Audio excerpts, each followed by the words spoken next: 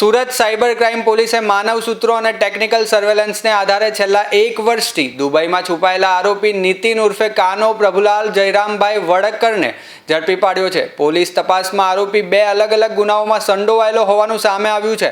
એક કેસમાં તે બેંક મેનેજર સાથે મળી મની મ્યુલ બેંક એકાઉન્ટ ખોલાવવાના કૌભાંડમાં સક્રિય હતો.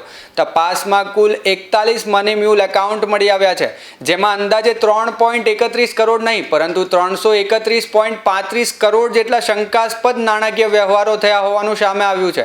આ ખાતાઓ અંગે દેશભરમાં NCRP પોર્ટલ પર 229 ફરિયાદો નોંધાઈ છે. બીજા કેસમાં આરોપીઓ હીરાના વેપારી તરીકે ખોટી ઓળખ ઊભી કરી ઓનલાઈન પોર્ટલ મારફતે વેપારીઓ પાસેથી આશરે 3.40 કરોડના હીરા હડપ કરવાના કાવતરામાં ભાગ લીધો હતો. દુબઈથી નેપાળ અને ત્યાંથી બસ મારફતે ભારતમાં આવતા આરોપીને સુરત પોલીસે વોચ ગોઠવી ઝડપી પાડી વધુ તપાસ હાથ ધરી છે.